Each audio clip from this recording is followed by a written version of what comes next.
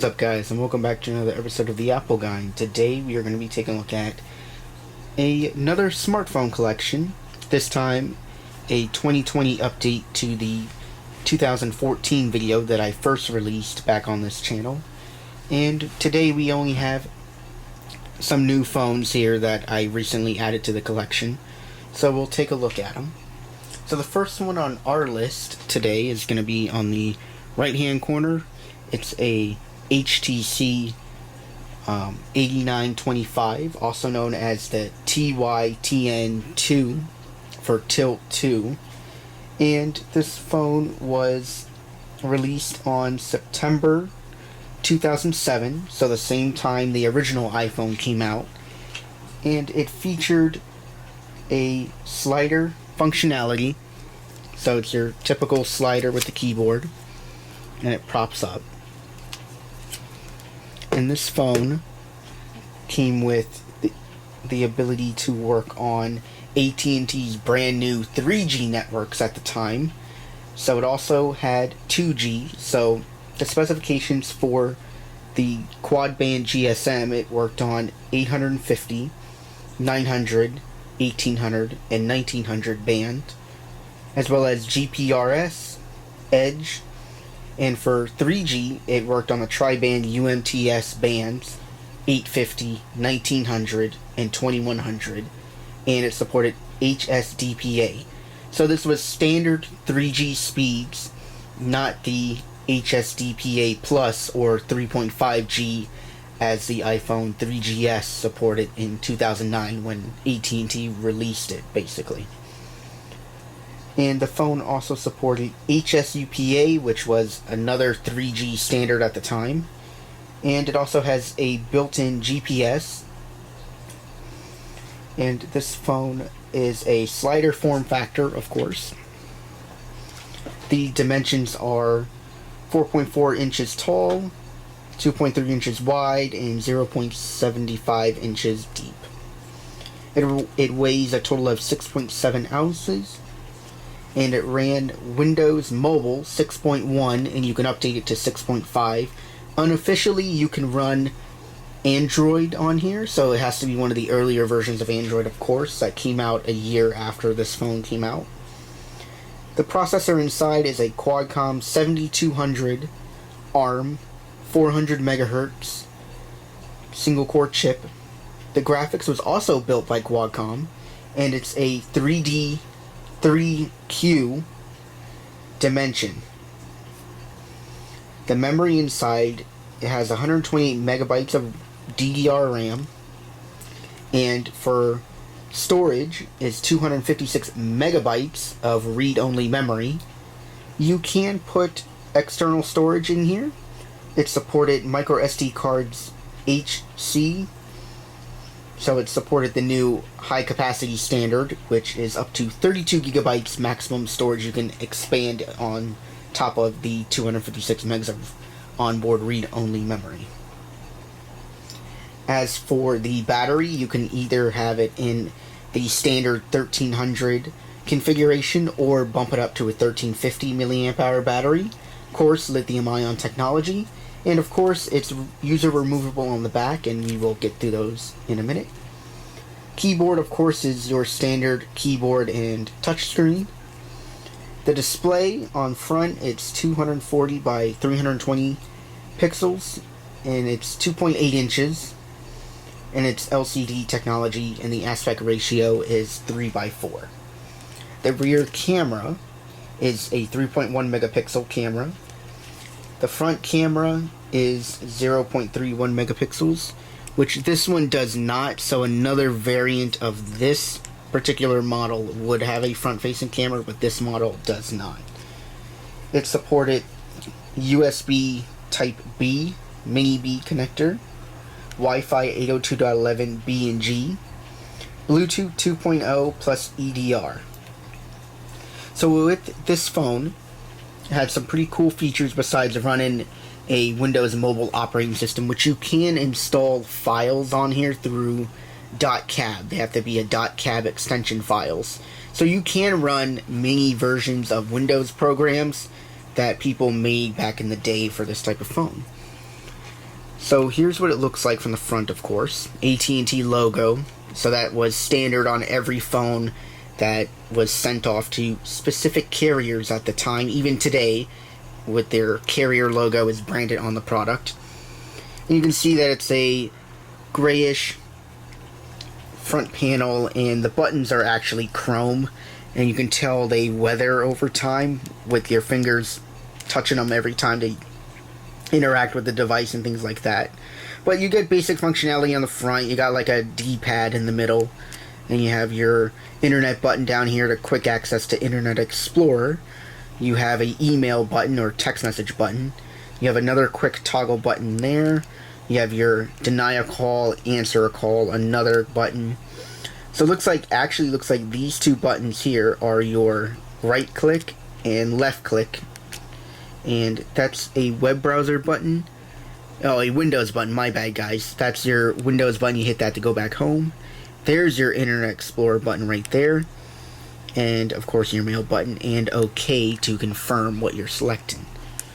On the side of the phone, it's a black plastic for the rest of the phone. And on the right hand side of the top, you have the red power button right there. Below that's a camera button, so you can click that to get quick access to the camera. At the bottom, you do have a stylus, which this phone features a lot of things, of course, the original iPhone never featured. And this phone came out at the wrong time, in my opinion. 2007 was obviously the year the iPhone kicked this phone's butt. But, you know, HTC was like, you know what, we already had this on the drawing board for a year. What the heck? Let's just push it out in the market. On the bottom, of course, you have a microphone. Your mini B USB connector for charging and syncing to the computer. At the top here, on the front part, the lip, is your micro SD card HC standard, so high capacity standard. 32 gigs is the most you can put in here. Right next, on the left hand side of the mini B, back in the day, this was used, you can put a piece of wire through here, or like a little mesh wire in, and it has like a lanyard on the other end. You can hang your phone off your neck like that, and you would just tie it with in between here, and that piece of plastic would hold it. Of course, over time that would break, and you obviously wouldn't be able to do that unless you found a way to fix that. But of course, that was the style back in the day, and that's just how things were. Pretty cool. Pretty cool. On the left-hand side of the device, you do have some pretty interesting buttons here. You have one for another OK button, and this is actually a slider wheel, which you can push in to select OK.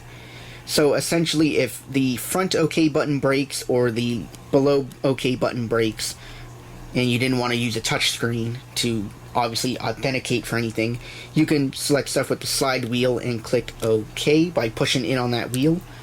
And it's probably for user accessibility purposes as well, for people that needed that functionality built on the phone. And on top of that is your push to talk button, so you would click that and push to talk, obviously. On the back is a rubberized plastic, which is obviously removable. You do have a speaker grill and your 3.0 megapixel camera. Nothing too fancy about it, just your basic camera shooter back in the day. And underneath this little tab here is where you would put a GPS antenna. So it has the ability for GPS, but you had to buy the special antenna to put in the back of here to use GPS. So you had to carry that around with you if you wanted to access GPS. I know, pretty crazy, but that's how it was. Here's the HTC logo at the bottom. So HTC was very subtle in their logo on this phone. It really shows AT&T at the front and that it was a Windows mobile product. If you slide off the back here, which you push up actually and it slides off. So that's actually the connections for everything. Here are your batteries made by Samsung, of course. There's specifications for it. This area right here in the middle, that was the covering for the GPS, the little plastic tab. So that's actually covering your antenna that you had to buy and put in there. And your camera's there. Another little, probably your, actually that's another antenna connector. So you have two antenna connectors, one there, camera, and your microphone. And a void warranty sticker up there. It's probably, if it gets wet, they would know that the phone was liquid damage. Pretty smart, pretty smart.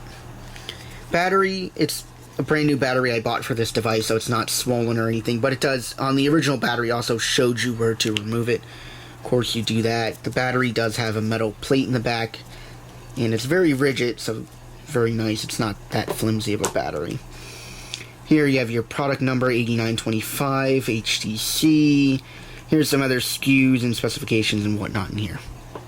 And these little metal, 4 metal pogo pins in here, they represent the battery, so the phone actually knows when the battery's installed, which is pretty smart for a phone at this time period. So that's why there's a metal plate that goes into a 4-corner segment to interact with the 4 gold-plated contact pins, so that the phone realizes the battery is in there, and it's also measuring the weight of the battery to obviously know that it's there. This one's obviously the full capacity battery at 1350 milliamps. So we will get that back piece on there, which slides in easy. Turn on the phone, of course. We'll hit that power button. Comes on and has your standard AT&T splash screen, of course. That was common for any manufactured phone, even up till today, besides Apple phones, which they contracted a deal with the carriers to not put their splash screens over top their logos and documentations and things like that on the phone software. Promoting 3G, so that's their thing at the time. You know, of course, 3G was very big back then. So here is your Windows Mobile. So it looks to be a Windows Vista style, Windows XP Vista style, of course, back when Vista was being developed. Here you get a little warning about the smart chip. Don't worry about that. So here's your basic functionality of the phone. And Internet Explorer, things like that. And pretty much it tells you what Wi-Fi networks to detect once everything is up and running, of course, and everything will work. Email client, which it ran mostly Windows applications, so it's going to have the Outlook and things like that, which still work to this day. You can use this to set up your email on here and get email and text messages and whatnot. That still works. Now at the bottom here, you might have noticed this actually is backlit, so you can see everything is backlit here. So if I hit the Internet Explorer button, it goes bam, right there. Internet Explorer Mobile. Hit the Windows button, it brings up the Windows bar at the top. Hit the end button, it takes you back home. So that's basically it with this phone. We'll move on to the next one. Now the next phone is going to be a Motorola RAZR V3, which is right here in the middle.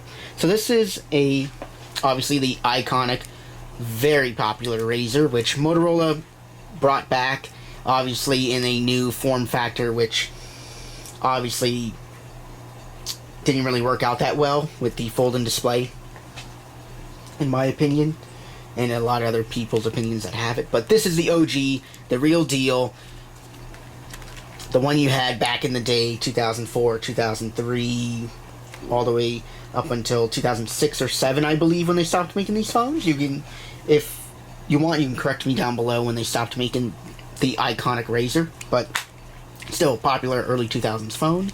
This one's obviously the blue variant. Obviously it came in many different colors: lime green, a pink, black, silver, gray, and probably even some special edition colors depending on like movies at the time. They would have the actors would get special edition Motorola RAZRs, and Motorola would sell those specific phones with that color scheme and whatnot during the year, I believe. So you can buy a phone for a certain movie you loved back then, and it had like access to ringtones and whatnot. So this phone was very popular in movies, in the public. It still is a popular phone today, as in terms of nostalgia, of course. But if you really want to rock this phone today, you can, if you don't want to use a smartphone, but that's up to you. But still, OG, the best. Let's get into the specs. So this phone features a 2.2-inch display, battery life, of course, and a flip phone, 10.4 days maximum standby time battery, only weighs 3.35 ounces, and it worked on AT&T, Sprint, T-Mobile, Metro, PCS, Verizon, and every other cellular carrier in the US and worldwide that had these phones. And it had 5 megabytes of internal memory. And of course it has your famous rear facing camera right here. Your 3 megapixel 4 times zoom VGA camera. And it had the antenna system is built internally into the phone, of course. And the width of it is 2.1 inches, the depth is 0.6 inches, and the height is 3.9 inches. And it's a aluminum alloy construction. The software that it supported was Java based. You did have messaging and internet capability, so SMS, email, POP3, your IMAP, and your SMTP email protocols.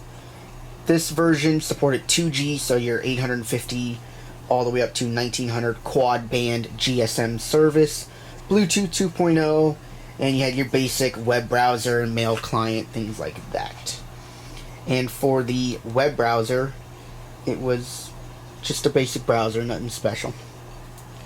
Phone features speakerphone, call timer, conference call, voice and dial-in, vibration alert, and that cool flick up when you get a phone call. That's satisfying. Just doing that and closing it. Polygraphic ringer it had built in there. The quality of that ringer is 40. And the ringtone format, obviously MIDI, M-I-D-I, and MP3 formats for your ringtones. And it had a personal organizer built in, of course, calendar, calculator, reminder, a stopwatch, and alarm clock. And you can hold up to 1,000 contact entries in your phone book. And multimedia support, you can watch standard video on here. MPEG-4, so MPEG 4. And your camera did still images by resolution size of 640 by 480, 320 by 240, and 160 by 120. And the display, of course, is your liquid crystal display. The line count is 9. Color depth is 262,144 colors. And multi-language, of course, was supported. Still is. And it has a power connector, which is standard for Motorola products, which is your mini USB-B. And it also featured, obviously, the Motorola branding here. Of course, you guys saw the AT&T branding on the back and the Motorola stamp right there. So this phone, it's obviously pretty cool to open and close. It's just, you can just flick it with one hand, open it, close it. That's very cool. So your speakerphone is right here in the front underneath that. And of course, the little display, when you close it, you can obviously see who's calling, who you're talking to, or whatnot. The phone also featured on the left-hand side your volume up and down, and that's probably a button for the camera or to let you know what music you're playing or whatnot to skip a track. On the right-hand side, it had another button. It's probably another multimedia button. And you can see the hinge design at the top here. Very nice. And that huge chin at the bottom here. That's something. Here's on the back. We can pop off the back here. You can see the batteries, a BR50 model number battery made by Motorola, of course. This one's a little bit swollen, but that's your standard battery. Here's specifications and model identifiers for this particular phone. Every phone that I'm showing here all supports the standardized SIM card slot. So the SIM card slot on the 850, the 8925, is actually in the back here. So you would just, on here really quick guys, just forgot to show you this. You can lock it by sliding it to the right, and if you slide it to the left and you unlock it while the phone is actually on, it will automatically power off the phone as a safety feature, which it did. And that little door would swing open. And that's your SIM card. And that's the same standardized SIM that goes in the Motorola. So it's pretty cool. You can just swap and go. So back to the Motorola. So we will put this back together and we will turn it on. Unfortunately, guys, I'm going to let you know that this SIM card slot is actually damaged. And I tried to boot the phone up to get it past The rest of the prompts for the main screen, it asks you to put a SIM card in. Never registered, so this phone is obviously not going to let us go too far. But let's turn it on and fire this thing up. So here's your Motorola coloring, that nice blue, that nice Motorola text. Obviously, this is an OG. If you want to walk around and just, you know, act real badass, you can.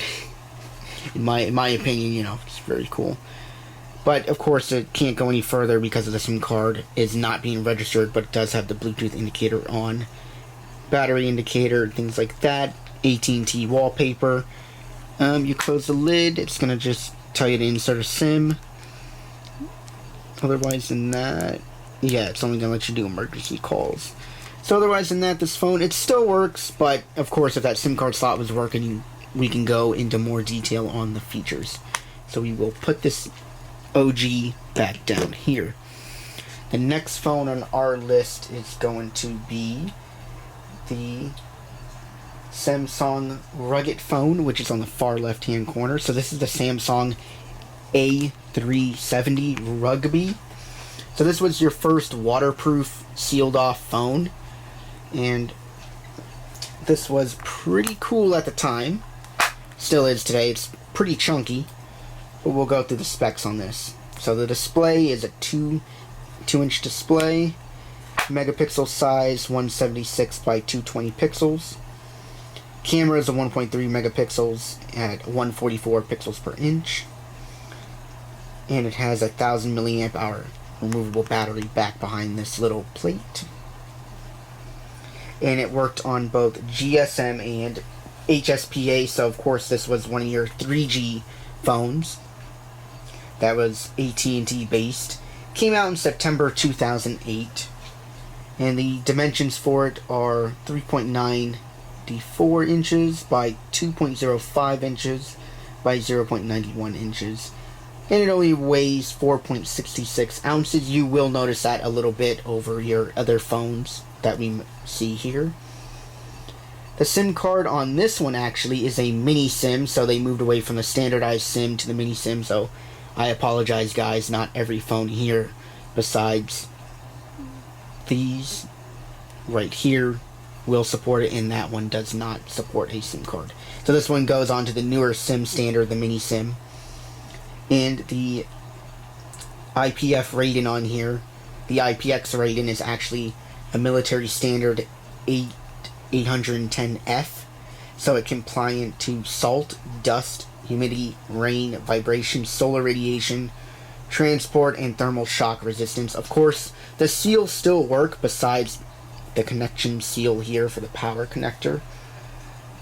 As for the main display, it's a standard TFT with 256K colors, 2 inches of course, and it has a 1-inch monochrome display at the front. Has a micro SD card slot, dedicated slot for it, 1000 phone book entries, and you can record 30 calls, so you can get 30 received, dialed, and missed calls on this phone. 128 megs of internal memory. The camera, of course, is your 1.3 megapixels at the front here, which shoots video at 176 by 144 at 15 frames a second. No selfie camera, but of course if you wanted a selfie camera you would turn that around and snap a picture. Loudspeaker at the front here, at the top. No headphone jack, so this was actually one of the first phones before Apple in 2017 got rid of the headphone jack. So for those that complained about the headphone jack, well, if you bought one of these back in 2008, you'd probably be complaining more than you are now. Does not support Wi-Fi. Bluetooth 2.0 A2DP is the standard of the Bluetooth 2.0 in here. Supports a GPS, but it uses AT&T's Navigator software, so no Google Maps or anything like that. No built-in radio, of course, because there's no headphone jack for that to function properly. USB 2.0, which is a proprietary charger behind here. Of course, Samsung made proprietary chargers back in the day, but at the other end it's a 2.0 cable. And your text messaging, you get your full range of SMS to AMS to MMS, email, push email, IM, Web browser was a WAP, which is one of their built-in web browsers, and it supported HTML. Had games built in here as well. Java was the operating system behind all this, was the software for the operating system. And it supported MP3, WAV, and ACC Plus formats, MP4, H.263, and it supported organizer, push-to-talk, voice memo, predictive text input. So this was one of the pretty smart basic phones back in the day. So, of course, this is obviously they're trying to rival the iPhone by not making a, obviously, touchscreen smartphone. They're trying to rival it in a different way. And you had your removable battery, of course, 1000 amps, milliamp hour. Standby time, 250 hours. And talk time, 5 hours. And the price was about 130 euros in the UK. So this phone wasn't that expensive in the US, obviously. So here is the design. This is obviously a black rugged design. They actually re-improved at the top here. If you take a look at the top, they did a metal hinge so you can put your loop through and you can hang it on your shirt. So it's not plastic, so this thing would actually last all the abuse and ruggedness and durability standards that you want in a rugged phone right on your neck. There's your speaker at the front, your monochrome display, your camera. Nice rugged design. And underneath this little door, which obviously doesn't stay, unfortunately, comes off. Standard Samsung charger, which obviously hooks up to the computer, and you can input music because it does show the capability of that. And it does have the capability of using that port as a headphone jack, but it's a proprietary set of headphones you gotta buy from Samsung.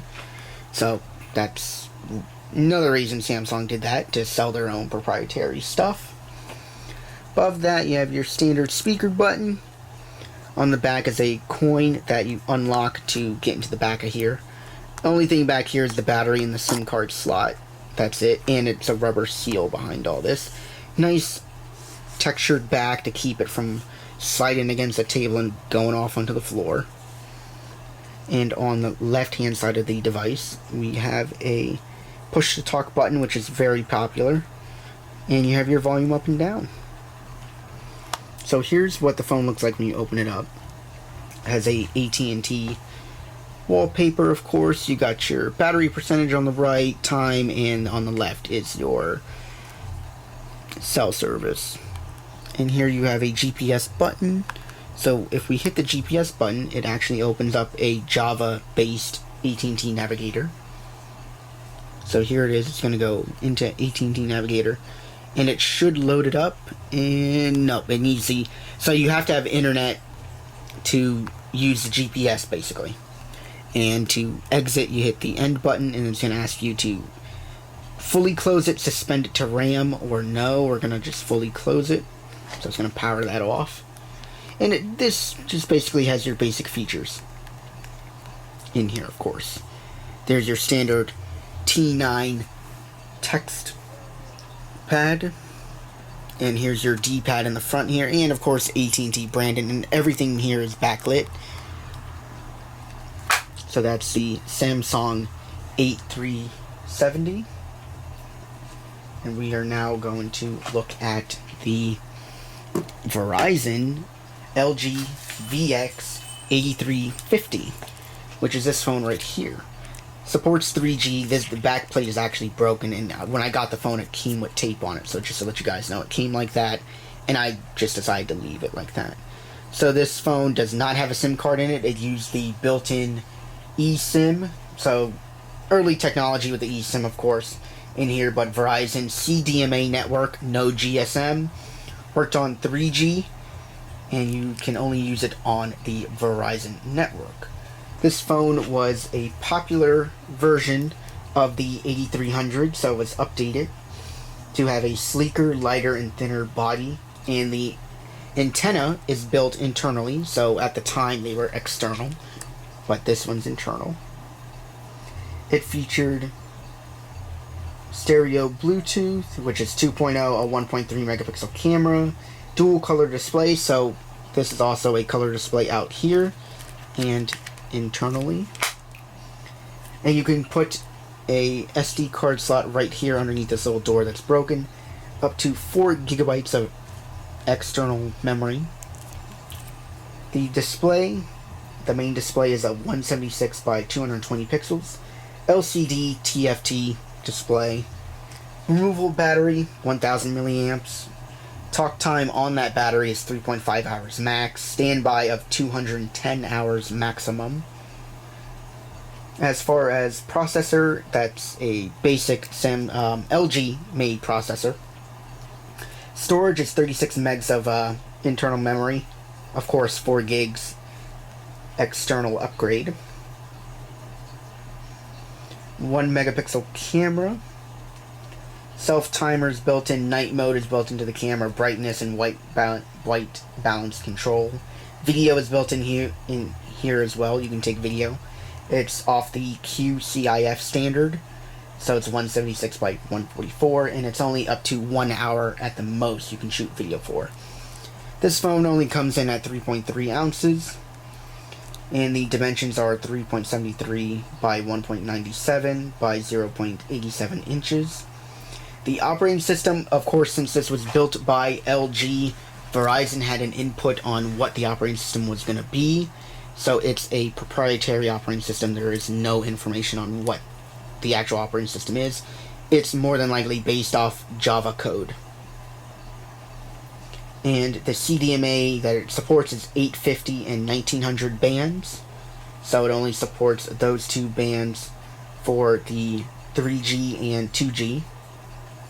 And it uses, for the data, the browse on here, it uses EVDO, so it's like an expanded, faster variant of 3G for the data connection. And you can, and besides that, you can put up to your standard 1000 phone contacts. Supported built-in GPS, no external antenna needed. And it supported multiple languages. You had your text-to-talk built in. You also had your external display at the front, which is a TFT, which is 96 by 96 pixels. Obviously had a vibration motor in there if you didn't want sound. Supported Bluetooth, which is 1.1 version actually. And USB connector at the bottom here, which is a standard, not a standard, a proprietary LG connector, but you can use at the other end is a standard USB connector to upload your media, because this phone was obviously centralized towards movies, videos, and music. So you can have picture ID in your contact, ringer ID, voice dialing, because it had a speaker for you to do that. You can customize your graphics, you can customize your ringtones, and you can put real music ringers. So you can buy music and set that as your ringtone as the full song instead of parts of that song.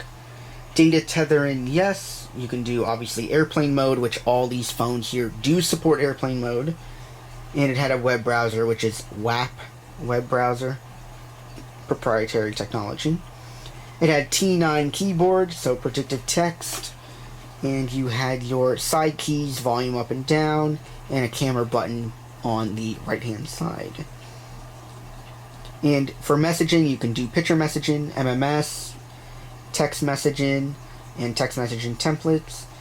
As for music, since this obviously you can tell it has your media player functionality on the front, supported MP3 and WMA, and it had a stereo speaker. It has a 2.5, my bad, headphone jack on here, and it came out in 2007.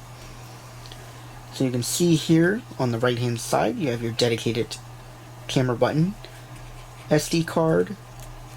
On the left hand side you have your 2.5 megapixel camera, volume up and down, and another dedicated voice assistant button, and a loop at the top here for your lanyard.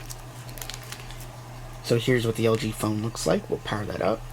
Verizon splash screen. Verizon phones always had nice interfaces and things like that, which is better than what AT&T offered on their products at the time. So there it is. You can see that it has a standard Verizon background, and we'll get into the camera actually. So we hit the camera button. There it goes. It loads into it. So I don't have the external memory in here, so I will change it to the phone memory. So there is what the camera looks like through the other camera that I'm recording on. Pretty low quality, but of course, basic photos, you just want to take something quick back in the day, perfect. Voice assistant button here. And it says press OK to start recording. So that's actually not a voice assistant, that's actually a voice memo button. Very nice. Here's what the interface looks like.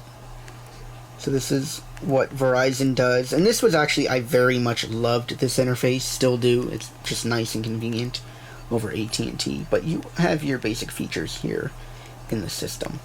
So that's pretty much it for the LG phone, besides your media controls that are backlit and your display at the top. So you can put your movies and TV shows and watch them through here and see your music albums and obviously play, pause, forward, and back. So the next phone we are going to take a look at is the Alcatel. No, we're going to take a look at the Samsung SGH 843. Alright, and the next phone on our list to take a look at is a Samsung SGH-A437. So this phone right here in front of us, it's also another AT&T exclusive phone, made by Samsung, of course. The internal display is a 2-inch display, resolution of 128 by 160 pixels, and 102 pixels per inch. LCD technology, TFT. The battery is 900 milliamps and it's removable on the back. 5 hours of maximum talk time, 250 hours maximum standby time. The processor that's running this phone is obviously a Samsung custom built chip. The storage on here is 3 megabytes and there's no SD card slot, so what you get is what you got. So 3 megabytes and that's it. The camera is a VGA 640 by 480 resolution, and it has a self timer built in. You can tell it when to snap a picture, so you can do a selfie mode and things like that. And it weighs at a light 2.9 ounces. Dimensions are 3.74 by 1.89 by 0.63 inches. The OS is proprietary Samsung built. This phone is GSM, so it only works on the 2G band, and it supports band 850 megahertz all the way up to 1900 megahertz. So it only works on their 2G network. And the phone has the ability to hold up to 1,000 phone book contacts. And the SIM card is a traditional SIM card, so your standardized SIM. Other features this phone is capable of is a hearing aid compatibility on some versions only, and multiple languages support, and text to talk is supported. The outer display is a monochrome level 4 gray LCD with 96 by 96 pixels at 1 inch. Has a vibration motor in it. As for connectivity, has Bluetooth 2.0, which supports HSP and HFP 1.5. Contacts, you can obviously include picture ID for when someone calls and a ringer ID. You can customize the graphics and customize the ringtones. For networking capabilities, it does use the Edge network, which is 2.5G for data. So you can do data tethering, airplane mode, and web browser, which is the WAP, the WAP browser. Predictive text T9, which is obviously your keyboard T9 predictive text. The side keys on the left is your volume key, and on the right is a dedicated camera button.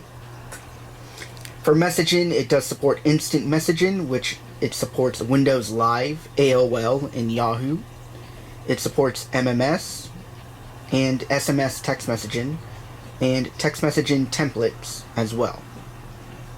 The software is obviously Samsung proprietary, but it's based off of Java, and it has built-in games, and it has a speakerphone, and it came out on January 26, 2007. So here's the phone in front of us,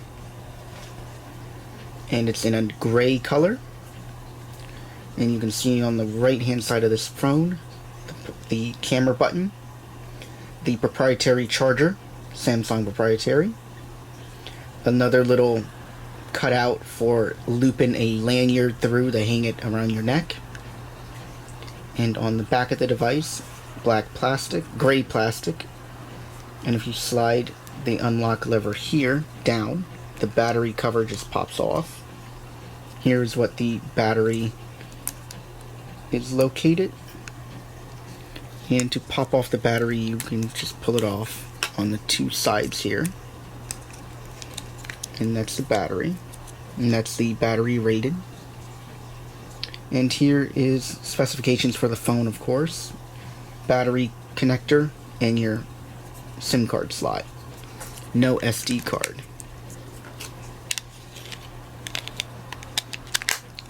And on the left hand side, volume up and down, and basically that's all that's for the outer part of the phone.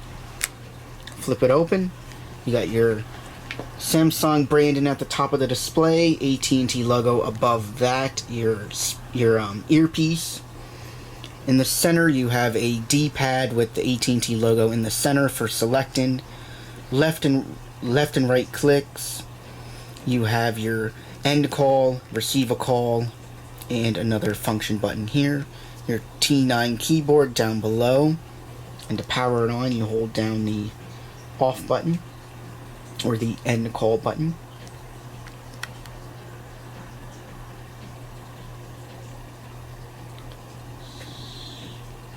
So this phone would power on, but looks like the batteries died out in this one. So here is your Samsung phone. So let's go on to the next one. The next one is a Nokia. The specific model number is 6030, so the Nokia 6030. And this is your candy bar style phone. No flip or anything like that, just your standard. The display is 1.5 inches with 128 by 128 pixels. No video recording or camera whatsoever built in. Battery's 900 milliamps, which is removable. And it was launched in 2005. And as for the cellular service, it works on the 2G band, and it has no edge networks capability. And it has a Class 6 GPRS. As for the dimensions of the phone, it's 104 by 44 by 18 millimeters. And it only weighs 3.17 ounces. And it uses a mini SIM, or the standardized SIM card. The color that the display is able to produce is CSTN 65,000 colors. And it's able to download wallpapers, screensavers, and themes, of course connecting it to your computer. There's no SD card slot, and the phone book can do 250 by 10 fields of contacts. Call record, you can do 20 dialed, 20 receive, and 20 missed, and it only has 3 megabytes of internal storage. As for the sound from the device, it has a loudspeaker, it has vibration, and you can download polygraphic ringtones to be played. No headphone jack on the phone. As for the comms, there's no WLAN, Bluetooth, no GPS. It does have built-in radio, FM radio, so you have to get the special Nokia headphone adapter. For messaging, it supports SMS, MMS, supports the same WAP 2.0 browser with HTML. You can have games on here and download games to the device. It supports major European languages, of course, since this is a Nokia phone, as well as English. Runs Java, and you can play MP3 on here and record. You can do smart messaging, calculator, voice dial, mobile chat, profiles, and currency converter. And the battery can have a standby time up to 300 hours and talk time up to 3 hours. So this phone is very interesting from Nokia, as you can still use it today with the FM radio capabilities if you have that special headphone adapter. And this is the silver color, and you can see it has the basic buttons at the front, of course, your T9 keyboard. And at the bottom of it, you have your power adapter on the left. In the center is probably a accessory connector for their dock, to dock it to the computer, or headphone adapters and things like that. On the right side, I'm not entirely sure what that is, but that could actually be a 2.5mm headphone jack. So that could be where you plug in your headphones. And on the right, on the outside of that, is your microphone to receive your speech when you're talking into the phone. On the right hand of the device, you do have another little cutout for your lanyard to rope it around your neck. And then above that, you have another little microphone area here if you're on speaker. Above that, you have your power button and another little microphone. On the left hand side, there's nothing. On the back, you do have your ability to take off the back cover. And here is the Nokia battery. Little thumb slot down here to make it easier to pull it out. There it is. Your little SIM card is right there. And that's the other specifications. You can pop off this top panel. We'll try to pop that off to show you guys. You can pop off this panel here. And it should come off to show you guys.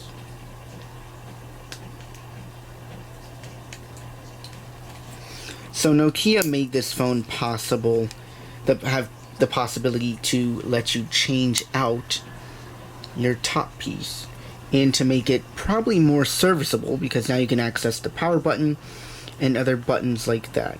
So I bet you back in the day, if you wanted to change out the top piece for a different color or whatnot to make it stand out as your phone, you can do so. So that's probably why they did that too, and besides making it accessible for repair. So that was probably a fashion statement back in the day. So to get that back on, you got to work it from the front and then to the back. That's pretty cool how Nokia included that. So put the battery back in.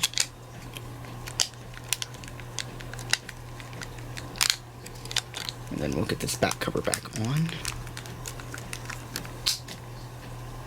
There we go. And let's power this bad boy up. There it goes.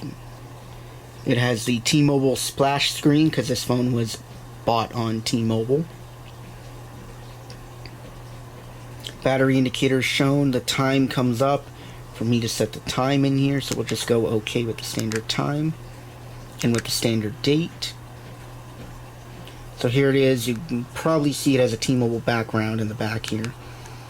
Hit menu, you get your messaging, your call log, time zones, games and apps. So here, let's take a look at games and apps.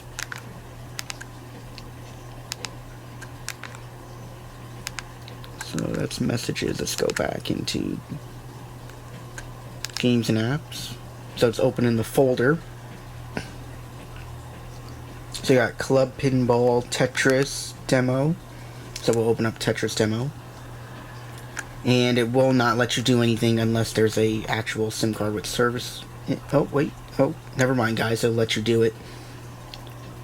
Okay, so you can still access the games without a SIM card. That was just obviously the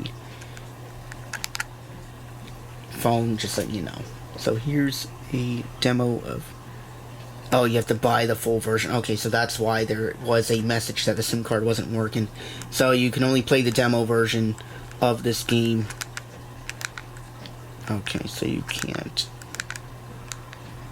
Okay, so we'll just close out of that. So you have to have the SIM card activated with service to be able to buy these games or find a workaround.